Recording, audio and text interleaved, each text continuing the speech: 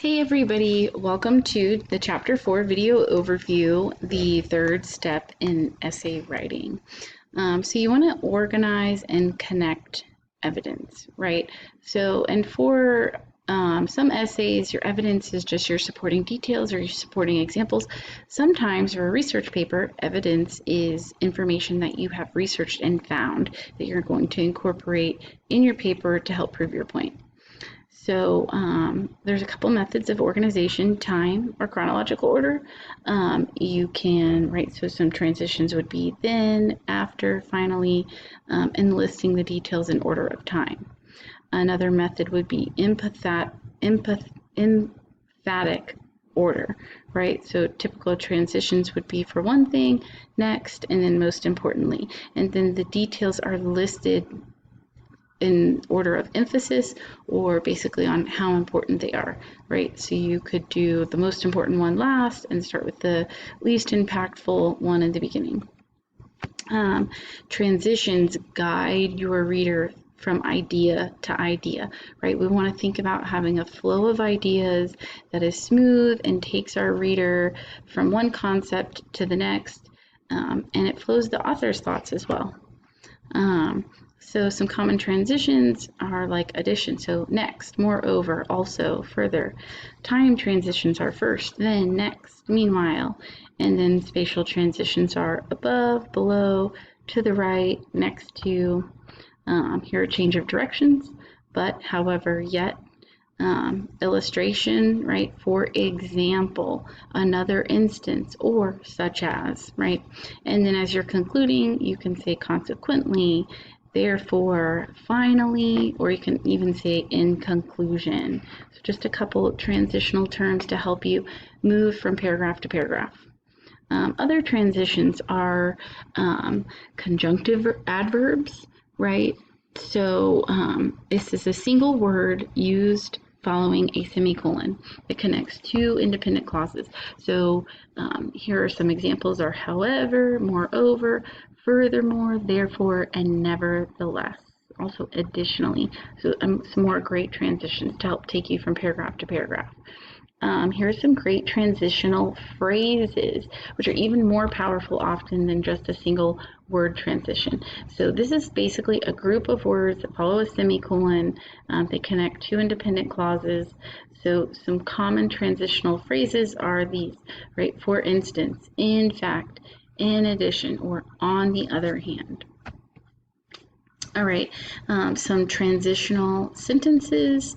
Their purpose is to link or connect the idea of one paragraph to the idea of the next paragraph, right? So you're talking about one paragraph, a concept in the first paragraph, and then you're transitioning, or you're carrying your reader through the ideas that are founded in the second paragraph, that next paragraph. So taking them from one idea, one concept in the paragraph to the next.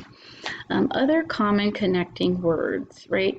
Repeated words, you use keywords to link some ideas. So synonyms are words that have the same meaning, right? And connect the meanings. And pronouns are he, she, it, you, they, this, that, and so on. So for example, an introductory paragraph might have these key features. They attract the reader's attention, and they encourage them to continue reading, right? You want to hook that reader and pull them in, right? You want to give some background information, right? What are you discussing and what are you responding to, right? Setting your reader up so they have the knowledge to understand the rest of your piece. And then finally, well, not finally, but very importantly, is presenting that thesis, right? The thesis statement. What is your essay about? What is the central idea or the central argument that you're trying to prove with this essay? And then finally, there should be a plan of development for the essay, right? What are the big talking points or the big supporting concepts that you're going to discuss in each of the body paragraphs? All right, common methods of an introduction are to start with a general statement, have an opposite idea or situation that you then contradict, addressing the importance of the topic that you've chosen, discussing how important it is, give a short little story or an incident, or include a provocative quote, right? Something that's going to hook your reader, right? Then in reverse, right, at the conclusion, at the close of the essay, in that conclusion, you want to think about summarizing the essay and giving a final thought. This is another great place for provoking quotation, and then also giving a prediction, predicting what may happen if we do or do not take the advice issued in the essay, right? Give a recommendation or predict something that may happen. Great ways to end the conclusion. Coming up with a good title is so important in your essay. It's the first thing your reader sees.